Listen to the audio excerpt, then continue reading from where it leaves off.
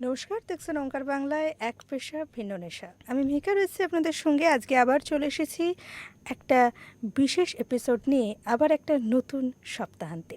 আবার পরের দিন থেকেই শুরু হতে চলেছে একটা নতুন সপ্তাহ, কাজের চাপ আবার শুরু।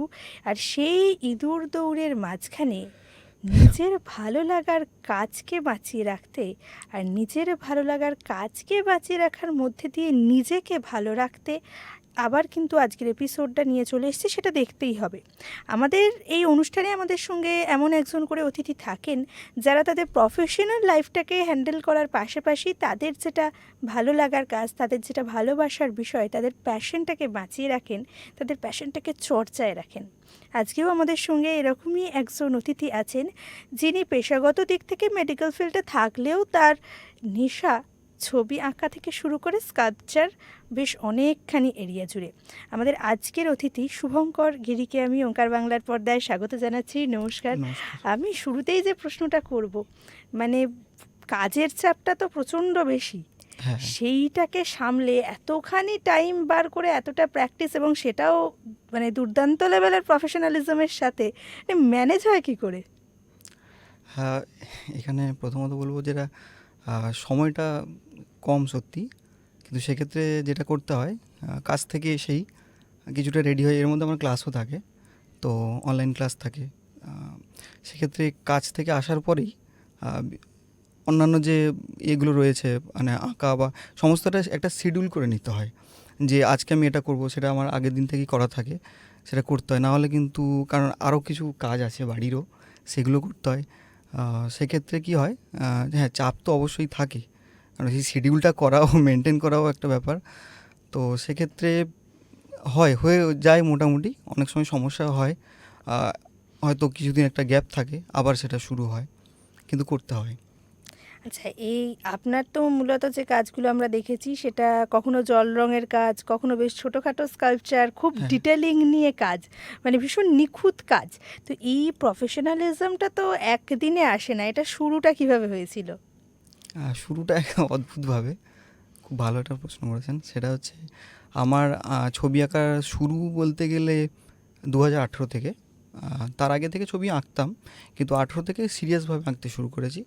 এবার সেই সময় থেকে বিভিন্ন আর্টিস্টদের কাজ দেখা, আর ধীরে ধীরে কাজ করা বা প্র্যাকটিস করা, ভুল হচ্ছে নিজের কাজগুলোকে আবার নিজে পিছিয়ে দেখা, পরের আগের সপ্তাহের কাজ দেখা যে কেমন হচ্ছে, কী রকম পারছি কি না, কী থাকলে ডেভেলপ হবে, এই করতে করতে করা। এবং যেটা সবথেকে বেশি আমি করি সেটা হচ্ছে নিজের থেকেই শিখেছি। কখনো ইউটিউব এইসব থেকে মানে শেখা সেইভাবে যায় না, হয়তো একটা ইনফরমেশান পাওয়া যায়, কিন্তু অতটা শেখা যায় না। যেটা শেখা নিজের থেকেই শেখা, এবং সেক্ষেত্রে বিভিন্ন মানুষের কাজ দেখা, আদার্স যে আর্টিস্ট রয়েছেন তাদের কাজ দেখা, সেগুলো দেখেই শেখা। আচ্ছা, তো এই রাস্তার মধ্যে, এই লম্বা রাস্তাটা, মানে নিতান্ত বিশাল লম্বা না, তবে বেশ লম্বা। ছোটোবেলায় টুকটাক থেকে সেই সিরিয়াসলি ছবি আঁকা শুরু করে আজকের জায়গা, এই রাস্তার মধ্যে এমন কোনো মোড় আছে যেটার জন্য আজকের এই যে পার্সপেকশনটা বা আজকের যে জিনিসটা তৈরি হয়েছে সেইটার পেছনে একটা বিশাল ঠেলা দিয়েছিল, সেই মোড়টা, এরম কোনো মোড় আছে? হ্যাঁ, অবশ্যই আছে। যেটা হয়েছিল, আমি ছবি আঁকছি, আমার সমসাময়িক যারা ছবি আঁকতো, একটা সময় আমরা গ্যালারিতে এক্সিবিশন করতাম, তো সেখান থেকেই একটা পার্সোনালি একটা ছিল, যেটা আমাকে মনে হয়েছে যে এই যে কাজ আমি করছি, যেটা নিয়ে আমাকে অনেকটা নিচে টেনে নামানোর চেষ্টা করা হয়েছিল, সেখান থেকে আমি বরঞ্চ উল্টে নিচে না নেমে বরঞ্চ এগিয়ে যাওয়ার আরও সাহস পেয়েছি। কারণ এটা মনে হয়েছে যে আমি যে কাজটা করছি, সেক্ষেত্রে আমাদের এই ফিল্ডে শিল্পীদের এই জায়গাটাতে ছবি যারা নিয়ে চর্চা করছে, তাদের ব্যক্তিগত লড়াইটা অনেক বেশি, কারণ এর পেছনে অনেক কারণ রয়েছে, এবং শিল্পীরা হিংসুটে হয়, সোজা কথা, সত্যি কথা। মানে একদমই, আপনি যদি ছবি আঁকেন, আমি যদি ছবি আঁকি, আপনার সাথে আমার ভীষণ হিংসা হবে। মানে এটা হয়তো সবাই করে না, কিন্তু ম্যাক্সিমাম ক্ষেত্রে মানুষ করে। কিন্তু এটা কেন করে তার পিছনে কারণ রয়েছে, পরে বলছি। তো সেক্ষেত্রে হয়েছে, তারা করেছে, তো আমিও সেটার একটা আমার উপর এফেক্ট পড়েছে। পরে দেখলাম ভেবে যে না, আমি আমার জায়গায় ঠিক আছি, আমি আমার জায়গায় ঠিক কাজ করছি, এভাবেই এগিয়ে যাই। তো বেশ। সেক্ষেত্রে এগিয়ে যাওয়াটা না আরও এই বেশি হচ্ছে। এই মাঝখানে একটা ছোট্ট করে কারণ শুনলাম, সেই কারণটা একটু এবার শুনি। হ্যাঁ, একদম খুব এটা একটা ইন্টারেস্টিং পয়েন্ট। এই ব্যক্তিগত লড়াইটা হওয়ার কারণ আছে। যেরকম আমরা স্টাডি করছি বিভিন্ন সাবজেক্টে, কমার্স, সায়েন্স এসব ব্যাপার রয়েছে। এগুলো ক্ষেত্রে আমাদের যে সরকারের যে এটা রয়েছে, আমরা স্কুল রয়েছে, কলেজ রয়েছে, সব কিছু রয়েছে। আর্টের ক্ষেত্রে, শিল্পের ক্ষেত্রে সেই এটা আমরা সরকার থেকে পাচ্ছি না। সরকার আমাদের সেই জায়গাটা দিচ্ছে না। সেক্ষেত্রে কী হচ্ছে, আমাকে নিজেকে ভাবতে হচ্ছে আমি এই মাসে বা এই বছরে আমি কিভাবে আমার নিজের খরচা তুলবো, আমার সংসারের খরচটা তুলবো। সেক্ষেত্রে আমাকে কটা ছবি আঁকতে হবে বিক্রির জন্য, কতটা পরিশ্রম করতে হবে, কতগুলো স্টুডেন্ট লাগবে, এই সমস্তটা আমাকে নিজেকে ভাবতে হচ্ছে। এই যে আমি নিজে ভাবছি, এই লড়াইটাতে আমি আমি আর কারো হেল্প পাচ্ছি না, সরকারের পাচ্ছি না। তাহলে আমার তো এটা ব্যক্তিগত লড়াই। এবার এই ব্যক্তিগত লড়াইয়ে আমি কটা কাজ পাচ্ছি, এবার আপনি আমার সামনে একজন আর্টিস্ট আছেন, আপনি যদি বেশি পেয়ে যান, আমার হিংসা হচ্ছে, স্বাভাবিকভাবেই হিংসা হচ্ছে। সত্যি কথা বলতে কি, কলকাতার বাজারে এই মুহূর্তে শিল্পীদের ছবি বিক্রি বা স্কাল্পচার বিক্রির থেকে এই আর্ট স্কুলটাই একটা উপার্জনের জায়গা হয়ে দাঁড়াচ্ছে বেশিরভাগ ক্ষেত্রে। কারণ হচ্ছে ছবি কটা বিক্রি হচ্ছে, স্কাল্পচার সেই হিসেবে কটা বিক্রি হচ্ছে, আর যদি বিক্রি হয় সেই তার যে পারিশ্রমিক পাওয়া যাচ্ছে না, দিচ্ছে না, মানুষ দিতে চাইছে না। এবং এটারও কারণ আছে কেন দিতে চাইছে না বলছি। তো সে হচ্ছে না, সেক্ষেত্রে কী হয়, একটা স্কুল চলছে, স্কুল থেকে একটা রেগুলার ইনকাম হচ্ছে, সেই রেগুলার ইনকাম থেকে ঠিক আছে চলে যাচ্ছে, হিউজ কোনো ইনকাম কিন্তু হচ্ছে না মানুষের। যারা করছে তারা সেই জিনিসটাকে একদম ব্যবসায়িক লেভেলে নিয়ে গেলে তবে সেক্ষেত্রে তারা দাঁড়াতে পারছে। আলটিমেটলি অতটাও হয় না। এবার ছবি বিক্রিটা কমই হয়। বেশ বেশ, আচ্ছা এবার একটু মার্কেটসের এক্সিবিশনের কথায় আসি। হ্যাঁ। আমার যতদূর মনে পড়ছে, আপনার বা আপনারা সমসাময়িক শিল্পীরা মিলে যখন এক্সিবিশন শুরু করেছিলেন, একটা বিষয়ে খুব সাড়া ফেলেছিল, আপনারা খোলা জায়গায় এক্সিবিশন করেছিলেন। আর সেই গল্পটা একটু যদি দর্শকদের বলা যায়। সেটা এক দারুণ একটা অভিজ্ঞতা। সেটা হচ্ছে আমাদের প্রথম এক্সিবিশন হয় মোহরকুঞ্জে। তো আমাদের একটা গ্রুপ ছিল, সেই গ্রুপের মাধ্যমে আমরা করেছিলাম। তো সেটা আমাদের উদ্দেশ্য ছিল যে সাধারণ মানুষকে ছবির সাথে পরিচয় করানো, যারা জানে না বোঝে না, এটাই তো উচিত। তো সেই হিসেবে আমরা রাস্তায়, মানে মোহরকুঞ্জের যে পাশে যে ফুটপাত, সেই ফুটপাতের যে ছিল, রেলিং ছিল, সেখানেই আমরা ছবিগুলো ঝুলিয়ে প্রদর্শনী করেছিলাম। ভালো সাড়া পেয়েছি আমরা। এবং সেখানে আমরা যেটা বুঝেছি, সাধারণ মানুষ কিন্তু ছবি দেখতে চায়, কিন্তু তারা যেতে পারে না, যেতে দেওয়া হয় না, থেকে বড় কথা যেতে পারে না। তার কারণ আছে। কারণ আমার পায়ে একটা ছেঁড়া চটি, আমি নিজেই গ্যালারিতে ঢুকতে ভয় পাচ্ছি। আমাকে কি অ্যালাউ করবে কিনা সেটা পরের কথা। আমার একটা উস্কো খুস্কো চেহারা, আমি কি করে গ্যালারিতে যাব, আমাকে কি অ্যালাউ করবে? সেখানে ঝাঁ চকচকে ব্যাপার, এত আলো, সেটা অ্যালাউ করবে না, এটা ভেবেই সাধারণ মানুষ হতে যাচ্ছে। মানে সাধারণ থেকে যারা একটু নিচু ইয়েতে রয়েছেন, স্তরে রয়েছেন, তারা যেতে পারছে না। কিন্তু শিল্পীদের ছবির ক্ষেত্রে হোক বা যারা লেখক লেখার ক্ষেত্রে হোক, কোথাও গিয়ে তো বারবার এই প্রান্তিক মানুষদের কথাটা উঠে আসে।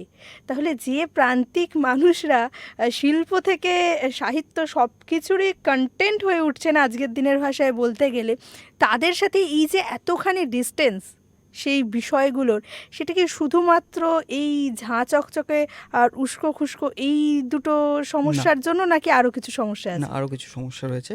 যেমন? যেটা হচ্ছে তাদেরকে, তারা কোন বাতাবরণের তারা রয়েছে, তাদের কাছে শিল্পচর্চাটার, তাদের এক ফোঁটা ইনফরমেশান তাদের কাছে পৌঁছচ্ছে না।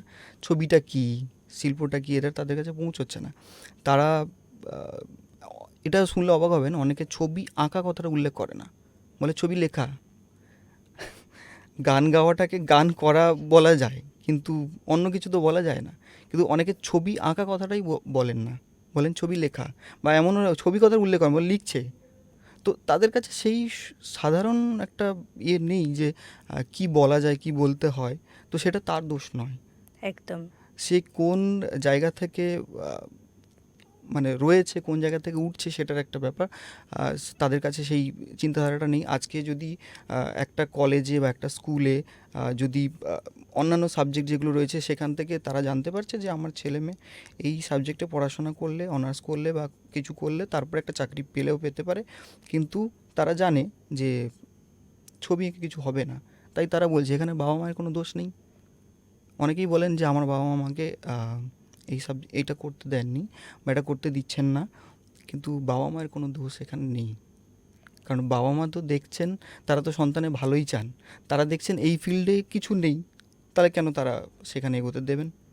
তো এটা একদমই। আমাদের যদি সরকার যদি এই জায়গাটা একটা আশ্রয় দেয়, একটা কিছু একটা করে, একটা স্টেপ নেয়, তাহলে তারাও অবশ্যই তখন বলবে তুই কেন বেকার সায়েন্স নিয়ে চাপ নিচ্ছিস, তুই ছবিটা আঁকিস ছোটো থেকে, ছবিটা আঁক, তোর এখান থেকে একটা তুই কিছু ডিগ্রি ইয়ে করতে পারলে তুই একটা স্কুলে চাকরি পেতে পারিস। একদমই। আর সত্যি কথা বলতে এই একদিকে সমাজের গণ্ডি, আর একদিকে বোধহয় আরও একটা বড় সমস্যা, শিল্পীর সাথে যাদেরকে নিয়ে তার শিল্প সৃষ্টি, তাদের একটা অদ্ভুত কমিউনিকেশন গ্যাপ। আর এই কমিউনিকেশন গ্যাপটা পূরণ করতেই কিন্তু প্রত্যেক রবিবার 6:30টার সময় আমি আসি টেলিক্যানভাস নিয়ে শিল্পীর সাথে সরাসরি আপনাদের কথা বলাতে, যেখানে ছবির কথা শিল্পীরা আপনাদের কাছে তুলে ধরেন। আচ্ছা, আমরা এখন আবার এখানে ফিরে আসি এবং পরের প্রশ্নে যাব। আচ্ছা, এই সব কিছুর কথা তো শুনলাম, কিন্তু এই যে ফুটপাতে এক্সিবিশন, এটা একটা ভীষণ ইন্টারেস্টিং পয়েন্ট, ওটা থেকে সরতে ইচ্ছে করছে না আসলে। সেখানের পজিটিভ দিকগুলো তো শুনলাম, সেক্ষেত্রে সমস্যা কী কী হয়েছিল? হ্যাঁ, সমস্যাটা তো খুবই, শুনলে আপনি মজাই পাবেন। সেটা হচ্ছে প্রথম দিন আমরা যে জায়গাটা করবো বলে ভেবেছিলাম, তার জন্য পার্সোনালি আমি আমাদের গ্রুপ থেকে, যেহেতু আমার ভবানীপুরে বাড়ি, আর ভবানীপুর থেকে মোহরকুঞ্জ বা ভিক্টোরিয়া জায়গাটা খুব একটা দূর নয়, তাই আমার দায়িত্ব ছিল সেটা। তো প্রথমে আমি আমার অফিসের একজন দাদাকে নিয়ে আমি হেস্টিংস থানায় যাই। ওই থানা থেকে পারমিশন করানোর জন্য যে আমরা এই জায়গাটা এই করছি। সেখানে আমাদের যেটা বলা হয় যে রাজনৈতিক ধর্মী কোনো ছবি এখানে থাকবে না, সরকারের বিরুদ্ধে কিছু ছবি তোমরা আঁকতে পারবে না। ঠিক আছে, বেশ। আমরা বললাম আমরা যা যা ছবি আমরা করতে পারি সেটাও আমরা একটা দেখালাম যে এই ছবি আমরা এক্সিবিশন করতে চলেছি। তো দেখলো তারপরে বললো যে ঠিক আছে, হয়ে যাবে, বলে আপনার অন্যদিন আসুন, আমরা একটা কিছু লিখিত দিয়ে দেবো বা কিছু একটা বলেছিলেন, ঠিক এখন মনে পড়ছে না। বেশ, তারপরের দিন আমি মানে এই কটা দিন আমার অফিস থেকে আমি, তখন আমার অফিস ভবানীপুরেই ছিল, লাঞ্চ টাইম আমি লাঞ্চ করিনি, আমি কিন্তু ওইভাবেই গেছি এসছি, কারণ একটা নির্দিষ্ট টাইম থাকে। একদম। সেখানে গিয়ে দেখছি যে যখন বলতে গেছি তখন কে তুমি চিনতে পারছেন না, আমি অমুক অমুক কারণে এসেছিলাম, একটু আমাকে বলুন এটা করা যাবে কি না। তখন তিনি আরেকজনকে দেখিলেন, তার কাছে গেলাম, সম্ভবত বড়োবাবু, না না এখানে কিছু এসব কিছু হবে না, এইসব কিছু হবে না, এইসব অসুবিধা হবে, অনেক ঝামেলা হবে, বলে তিনি ব্যাপারটাকে করলেন। এর মধ্যে আমার একটা বদমাইশি ছিল, যেটা ঠিক নয়, আমি করেছি, সেটা ছবির জন্য করেছি, দলের জন্য করেছি বা বাকি মানুষদের জন্য করেছি। সেটা হচ্ছে আমি আমার গ্রুপে যারা বাকিরা ছিলেন, যারা অ্যাডমিন ছিল, তাদেরকে আমি মিথ্যা কথাই বলেছিলাম যে আমি পারমিশনটা হয়ে গেছে, কপিটা আমার কাছে আছে। ঠিক আছে, তো পরে জানা গেল যে আমি কোনো পারমিশন নেই, এক্সিবিশন এমনি হলো। কিভাবে হলো, কারণ আমরা নন্দনে প্রথমে ভেবেছিলাম নন্দনের দেওয়ালে, সেখানে গিয়ে দেখলাম সেটা বসন্তকাল ছিল, সম্ভবত বসন্ত উৎসব বা কিছু একটা উৎসব হয় ওখানে, একদম ব্যানার ছিল, সেই ব্যানারের জন্য সেখানে সম্ভব নয়। তখন আমরা ভাবলাম উল্টো দিকেই করি। এবার উল্টো দিকে যে করেছি, আমার কাছে সেই কপিটা ছিল, যেটা ওরা সাইন করেনি বা কিছু কোনো পারমিশন দেয়নি, শুধু ব্যাগে কপিটাই ছিল।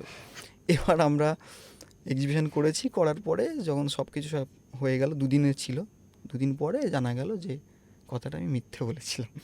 এবার তাদের রিয়াকশনটা কেমন ছিল? হ্যাঁ, তুই মার খাবি, আমাদের মার খাওয়াবি, তোর এখানে বাড়ি, তুই এইটুকু হেঁটে চলে যাবি মার খেয়ে, একদম আমাদের তো অত দূর যেতে হবে। সে একটা বদমাইশি করেছিলাম, এটা উচিত কিন্তু হয়নি যদিও। এমনিতে মানে সেখানে অন্য কোনো প্রশাসনিক সমস্যা হয়নি এক্সিবিশন চলাকালীন? পুলিশ এসেছিল, যেটা মজার ব্যাপার, পুলিশ নিজে এক্সিবিশনটা দেখেছে, দুজন এসেছিলেন, দুজন পুলিশই দেখে গেছেন। সেখানে দেখে তারা আমাদের প্রশংসাও করেছেন। একজন কেন্দ্রীয় বাহিনীর একজন এসে বলেছিলেন যে এই টাইমের পরে আর করা যাবে না। আচ্ছা, কলকাতার পর কি আরও কোথাও হয়েছিল ওই হুম। প্রদর্শনীটা? সেগুলোর গল্প কিরম ছিল? সেটা ছিল বীরভূমে। আমার এক দাদা, মানে উনি এখন আমার সাথে ভীষণ ক্লোজ একটা সম্পর্ক। তাকে আমি একসময় চিনতামও না। তিনি বীরভূমে থাকেন। তিনি আমাকে বলেন যে একটা এক্সিবিশন এখানে করতে হবে এসে, তো কমেন্টে লিখেন। তো তারপরে আমরা যোগাযোগ করি, যোগাযোগ করতে উনি বলেন যে আপনারা এখানে আসুন, সব কিছু আমরা স্পন্সর করব, এখানে একটা এক্সিবিশন করুন বীরভূমে। তা উনি প্লেস ঠিক করেন, উনি সব কিছু ব্যবস্থা করে একটা এক্সিবিশন বীরভূমে করেছিলেন। সেখানে আমরা ভালো সাড়া পেয়েছি, অনেক মানুষই এসছেন, এক দুজনের ছবিও বিক্রি হয়েছে, ভালো সাড়া পেয়েছি সেখানে। হ্যাঁ, সামনে এক্সিবিশন করার প্ল্যান থাকলে কোনটা বেছে নেবেন, গ্যালারি না আবার ফুটপাত? আপাতত ফুটপাতের কথা এই মুহূর্তে ভাবা যাচ্ছে না, কারণ এখন কি সিচুয়েশন সেটা বলা মুশকিল। আর এই মুহূর্তে আমরা আমাদের যে দল, সেটা আমরা বিভিন্ন মানুষের বিভিন্ন, মানে যারা আছে মেম্বাররা, তাদের বিভিন্ন ব্যস্ততার জন্য আমরা এই মুহূর্তে এক্সিবিশন করাটা ভাবতে পারছি না। আর যদি হয় এখন গ্যালারিতেই করতে হবে। বেশ, এবার এক্সিবিশন থেকে আবার একটু শিল্পীর কাছে ফিরি। হুম।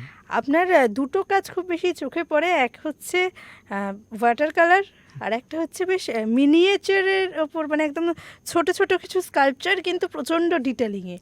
পার্টিকুলার এই দুটো জিনিসের প্রতি এত বেশি ঝোঁক কেন? এগুলোর প্রতি এতটা আলাদা রকমভাবে এদেরকে প্রায়োরিটি দেওয়ার পেছনে কী কারণ? জল রঙটা আমার প্রথম থেকেই শুরু কাজ করা। জল রঙটা আমার একদম গোড়া থেকে। অনেকে মনে করেন যে জল রঙে, অনেকে বলেছেন আমাকে জল রঙটা তুমি বেশি করো কেন, বা জল রঙে তুমি কী করে দক্ষ হলে, অনেকে বলেন। তো আমি জানি না কতটা দক্ষ, কিন্তু সেটা হওয়ার পেছনে কারণ হচ্ছে আমি সত্যি কথা বলতে কোনো লজ্জা নেই, আমি জল রঙের পরে যে আর কি রঙ আছে জানতাম আছে, কিন্তু কি আছে কি মিডিয়াম আমি জানি না। হ্যাঁ, অয়েলটা জানতাম, কিন্তু অ্যাক্রিলিক বলে যে একটা মিডিয়াম আছে আমি জানতাম না। সত্যি কথা বলতে কোনো লজ্জা থাকা দরকার নেই। তো সেজন্য জল রঙটা আমার সামনে ছিল, জল রঙই করতাম রোজ, করতে করতে একটা সময় মোটামুটি 10-12 বছরের তো প্র্যাকটিস হয়ে গেল। তো সেক্ষেত্রে জল রঙই রেগুলারলি করছি, তার জন্য জল রঙে একটা ভালো ইয়ে রয়েছে। আর স্কাল্পচারের কথা যেটা বলছেন, বা যেটা মিনিয়েচারের কথা বলছেন, ছোট কাজ করতে আমার ভীষণ ভালো লাগে, দেখতে ভালো লাগে।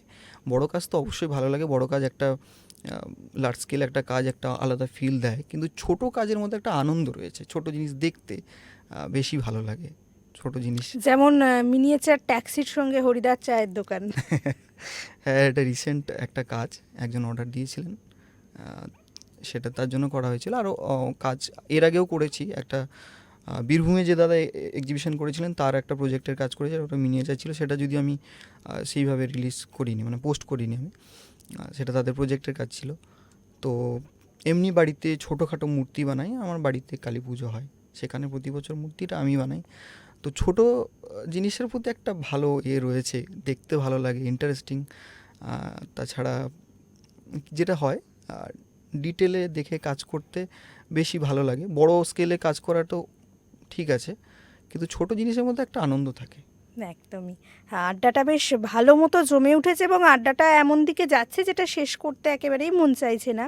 কিন্তু দুঃখজনকভাবে এপিসোডের সময় তো ধরা বাঁধা, তাই শেষের পথে আমাদের যেতেই হবে। তবে শেষে একদম ছোট্ট করে শুধু একটা জিনিস জিজ্ঞাসা করব, যারা আগামীতে এই রাস্তায় পা বাড়াতে চলেছে, এবং যারা কোথাও গিয়ে নিজের প্রফেশনাল লাইফের চাপে নিজের ভালো লাগার জিনিসটা থেকে দূরে চলে যাচ্ছে, তাদের জন্য ছোট্ট করে কিছু টিপস। হ্যাঁ, তাদের জন্য টিপস দেওয়ার আগে তো আমাকে তো এটা বলতেই হয় যে তারা কেন চলে যাচ্ছে, সেটা তো ভাবতে হবে। তারা কেন চলে যাচ্ছে, আমরা অনেককেই দেখেছি, দক্ষ শিল্পীরাও ছবির জায়গা ছেড়ে অন্য কিছু প্রফেশনে যাচ্ছেন। সেটা ডিরেক্টলি বলাটা ঠিক হবে না, হয়তো তাকে কোনোভাবে বিব্রত করা হবে।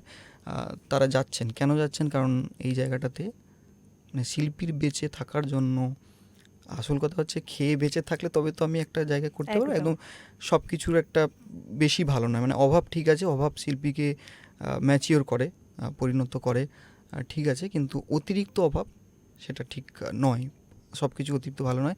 মানে আমি একটা নৌকা চালাচ্ছি, সেই নৌকায় অজস্র ফুটো জল ঢুকে যাচ্ছে, আমি নৌকা চালাবো নাকি আমি তাপ্পি মারতে ব্যস্ত থাকবো, সেটা তো একটা ব্যাপার না। একদমই একদম। তো সেক্ষেত্রে হচ্ছে কি যে তারা কেন চলে যাচ্ছে, তারা চলে যাচ্ছে এই কারণে যে এই জায়গাটা এই স্ট্রাগল করে উঠে দাঁড়ানোটা অনেকটা কঠিন, অনেকটা সময় লাগবে।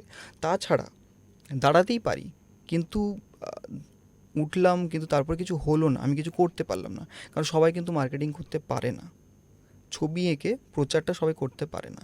প্রচারের উপর ডিপেন্ড করে ছবি বিক্রি, এটা সেটা অবশ্যই ডিপেন্ড করে। তো সেক্ষেত্রে সবাই কিন্তু সেরকম পারে না। তো সেক্ষেত্রে কি হয়, তাহলে তার ভবিষ্যৎটা একটু ইনসিকিওর ব্যাপার তো রয়েছে। তো সেক্ষেত্রে সে কেন এই জায়গাটাতে এগোবে? সে হয়তো ভাবছে যে আমি আজকে ছবি আঁকছি, আজ কালকে আমি একটা অন্য জায়গায় চাকরি পেয়ে গেলাম, চলে গেলাম, আমার এখানে কিছু একদমই, হচ্ছে একদমই। না। আর সত্যি কথা বলতে এই উপসংহারের পরে খুব বেশি কিছু বলা মানায় না। আমি ওঙ্কার বাংলার তরফ থেকে শুভঙ্করদাকে অনেক ধন্যবাদ জানাবো। এত ব্যস্ত শিডিউলের মধ্যে থেকে আমাদেরকে এতখানি সময় দিয়েছেন। আর শেষে আপনাদের জন্য সেই দুটো কথা আবারও, নিজের ভালো লাগার কাজকে, নিজের ভালোবাসার কাজটাকে বাঁচিয়ে রাখুন। খুব ভালো থাকুন, খুব তাড়াতাড়ি আসছি নতুন কোনো এপিসোড নিয়ে। দেখতে থাকুন ওঙ্কার বাংলা। নমস্কার।